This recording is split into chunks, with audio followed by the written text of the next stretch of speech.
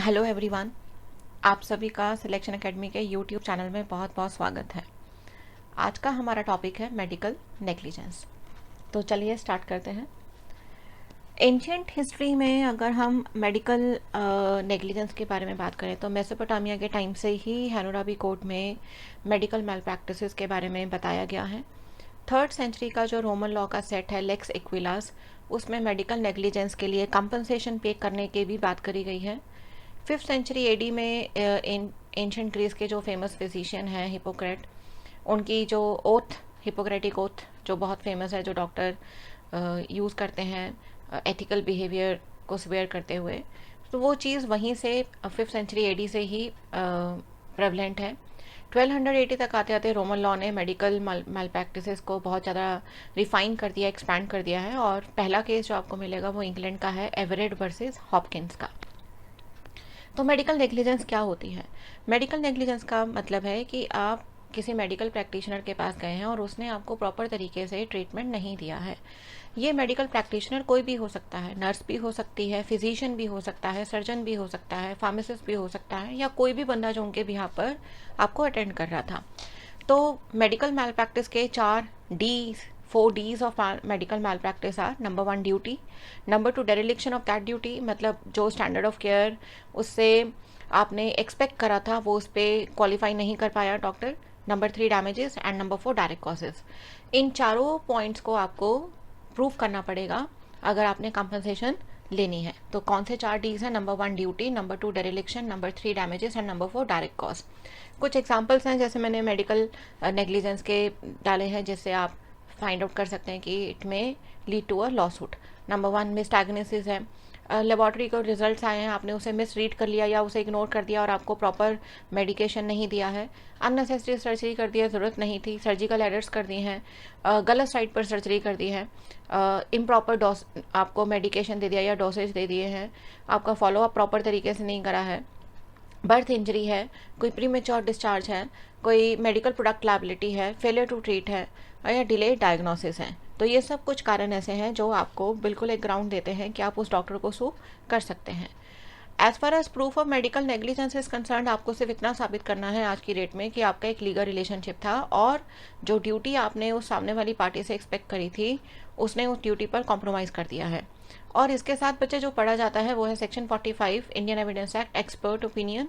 क्योंकि कोर्ट तो एक्सपर्ट नहीं है ना, तो वो क्या करेंगे, वो एक पैनल से इस चीज़ के लिए बोलेंगे कि आप हमें बताइए डॉक्टर ने जो भी करा क्या वो सही था या गलत था, और इसके लिए वो एक्सपर्ट ओपिनियन को रेफर करते हैं।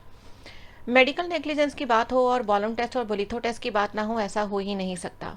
तो मेडिकल नेग्लिजेंस का सबसे पहला लैंडमार्क केस है जो बहुत फ्रीक्वेंटली यूज़ होता है, वो है बॉलम टेस्ट। केस का पूरा साइटेशन है बॉलम वर्सेस फ्रायन हॉस्पिटल कमेटी, 1957 का केस है, इंग्लैंड का ये केस है। इसमें बेसिकली फैक्ट्स ये हैं कि बॉलम वॉलंटियर करते हैं एक मेंटल हॉस्पिटल में कि मेरे को इलेक्ट्रोकन्वल्सिव थेरेपी आप मेरे पे एक्सपेरिमेंट कर सकते हैं, और हॉस्पिटल ये प्रिज्यूम कर लेता है कि अगर वो बंदा खुद वॉलंटियर कर रहा है तो उसको पता ही होगा क्या रिस्क है और क्या उसके कॉन्सिक्वेंसेज हो सकते हैं, और कॉन्सिक्वेंसेज होते हैं और उसको ब्रेन हैमरेज हो जाता है।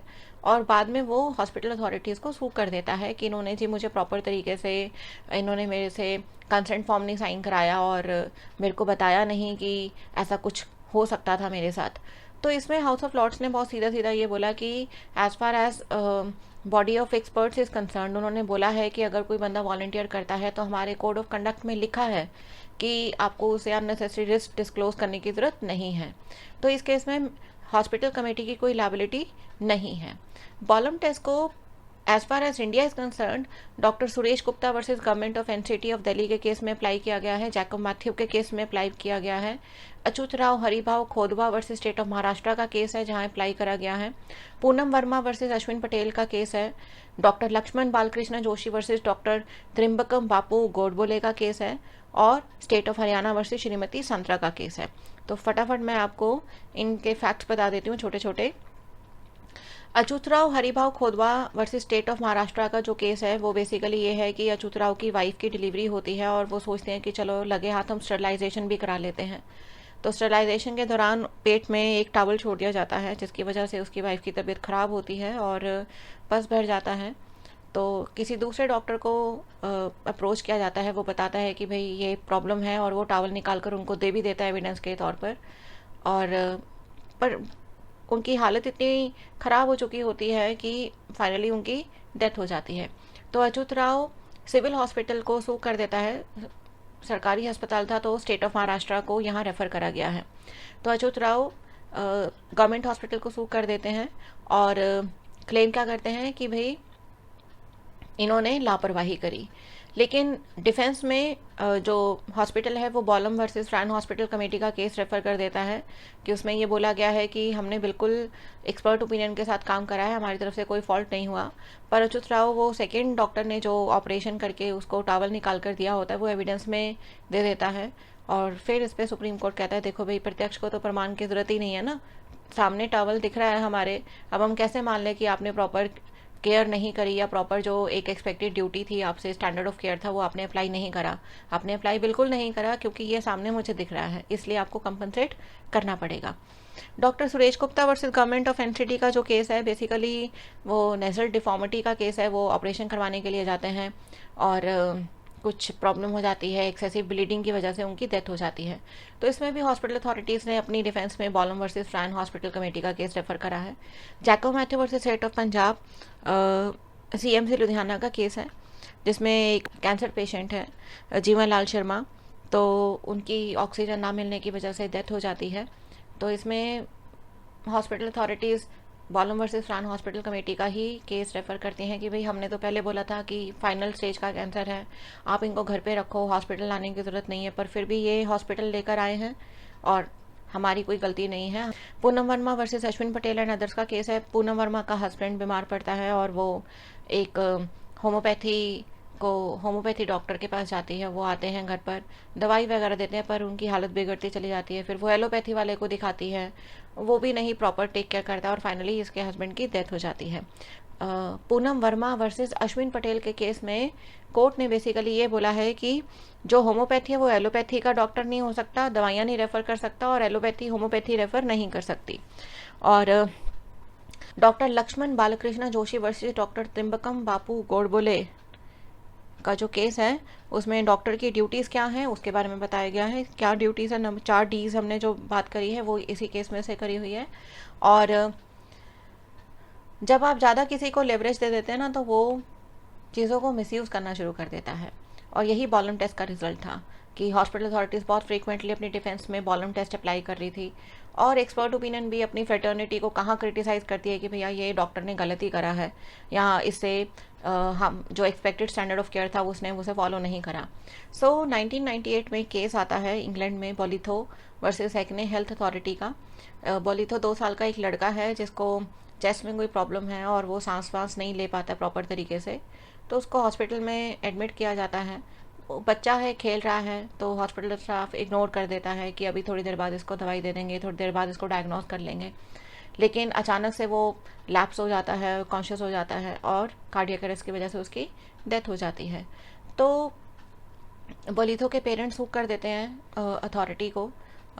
तो इसमें बेसिकली कोर्ट ने ये बोला है कि बॉलम टेस्ट की कोई रेलेवेंसी नहीं है, आपने जितनी मर्जी केयर करी हो, आपके जो मर्जी बॉडी ऑफ एक्सपर्ट्स आपका जो मर्जी कहता हो, पर एक एक्सपेक्टेशन है आपसे कि आप इस तरह का लैप्स नहीं करेंगे, आप इस तरह का इग्नोरेंस आपसे एक्सपेक्टेड नहीं है, तो आपको उसे कंपनसेट करना ही पड़ेगा। तो इंडिया में कहाँ कहाँ अप्लाई हुआ है Bolitho test? Samira Kohli versus doctor Prabha Manchanda के केस में, विनीता अशोक वर्सेस लक्ष्मी हॉस्पिटल के केस में, माले कुमार गांगुली वर्सेस सुकुमार मुखर्जी के केस में। As far as Samira Kohli versus doctor Prabha Manchanda का केस इज कंसर्न, इसमें डॉक्टर प्रभा मनचंदा ने समीरा की यूट्रस रिमूव कर दी है मेडिकल टर्मिनेशन ऑफ प्रेगनेंसी का बताकर, जबकि वो मेडिकल टर्मिनेशन की स्टेज पर भी नहीं था अबॉर्शन, वो नॉर्मल पिल से हो सकता था। तो समीरा कोहली की यूट्रस रिमूव कर दी जाती है और उसका हस्बैंड उसे डॉक्टर प्रभा मनचंदा को सू कर देता है। और प्रभा मनचंदा अपने फेवर में बॉलम टेस्ट ही लेकर आती हैं, लेकिन सुप्रीम कोर्ट इसमें बॉलम टेस्ट को रिजेक्ट करते हुए, ओवररूल करते हुए बोलिथो टेस्ट को अडॉप्ट कर लेते हैं। विनीता अशोक वर्सेस लक्ष्मी हॉस्पिटल का केस भी सेम है कि she is a lady of 44 years, menopause की स्टेज पर हैं, तो एक्सेसिव ब्लीडिंग होती है और लक्ष्मी हॉस्पिटल में जाती हैं और डॉक्टर बोल देती है कि भाई आपको जो है ये ट्रीटमेंट करवाना पड़ेगा, बट अचानक से पेन होता है तो इमीडिएट ट्रीटमेंट की रिक्वायरमेंट आती है। तो लक्ष्मी हॉस्पिटल अथॉरिटीज़ जो हैं उसका यूट्रस रिमूव करने के लिए उसे बिना उसकी कंसेंट के उसका यूट्रस रिमूव कर देती हैं। तो इस केस में भी विनीता अशोक के केस में जो हॉस्पिटल अथॉरिटीज़ हैं वो वॉल्यूम टेस्ट पर आती हैं और कोर्ट ये कह देता है नहीं नहीं, जितने पेंडिंग बिल्स हैं वो भी नहीं आपको मिलेंगे और ऊपर से आपको इसे 30,000 का कंपनसेशन भी देना पड़ेगा। माले कुमार गांगुली वर्सेस सुकुमार मुखर्जी का केस है कि एक कपल यूएसए से आता है कलकत्ता में अपने किसी फैमिली फंक्शन को अटेंड करने के लिए। अचानक से उसकी वाइफ को कुछ स्किन रैशेस होते हैं और फीवर होता है। वो किसी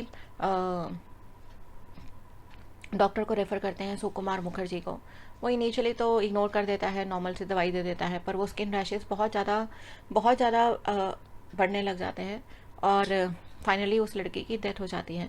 तो उनका कोई रिलेटिव है माले कुमार गांगुली, वो सू कर देता है डॉक्टर को और यहाँ पर भी बोलिथो टेस्ट की ही अप्लाई किया गया है।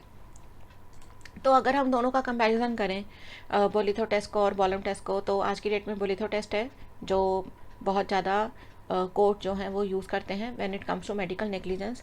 कि बर्डन सारा का सारा डॉक्टर के ऊपर है ये प्रूव करने का कि भाई अगर उसने प्रॉपर ड्यूटी एक्सरसाइज करी है, प्रॉपर केयर एक्सरसाइज करी है, तो ये उसे ही साबित करना है कि उसने करी है। एलएलएम में दिल्ली यूनिवर्सिटी के एलएलएम के एंट्रेंस टेस्ट में एक क्वेश्चन आया हुआ है 2018 का बोलिथो टेस्ट का कि बोलिथो टेस्ट मेडिकल नेग्लिजेंस का है। The answer is true. और क्या बोलिथो टेस्ट को माले कुमार गांगुली वर्सेस सुकुमार मुखर्जी में रेफर किया गया है? The answer is also true. So both the statements are true. अगर आपको ये वीडियो पसंद आया तो चैनल को सब्सक्राइब करना, लाइक करना और शेयर करना ना भूलें।